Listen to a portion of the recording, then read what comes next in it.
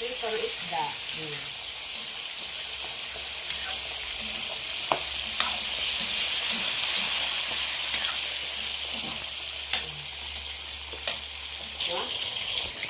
Ipatuhok sa nato ako ang mga kabukha o parang lasa pag ayo mga kabukha. Balik karon nato to ang isda mga kabukha o parang lasa. Very good. Very good.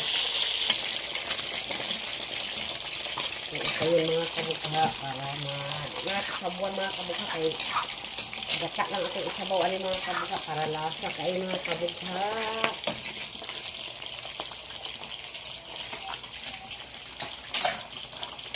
Ngunod na to ang pure gata gini mga kabukha.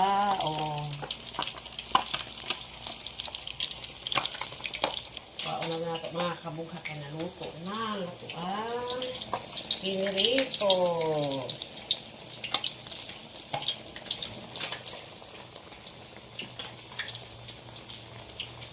Hapit na po naluto ako ang crabs.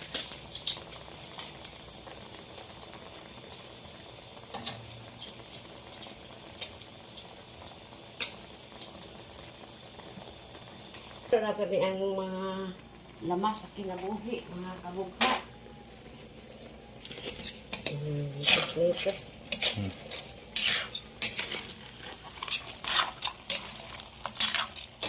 Luto na ako ang crabs mga kabukha. Pero ni pasin kay luto na. Bisa pa barilis mga kabukha at sabuan. Kung na magluto, sige ito mga kabukha. Magsabaw na punta para tagatas mga kabukha.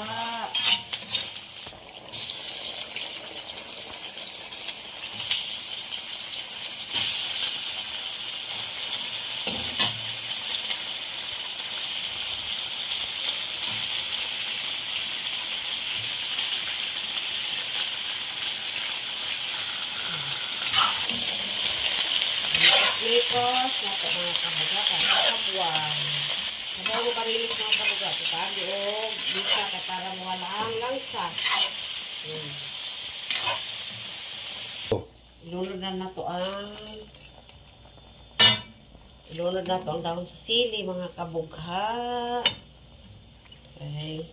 Manihod ko na ta mga kabugha. Luto na ato ang sabaw nga barilis. Thank you for watching mga kabugha.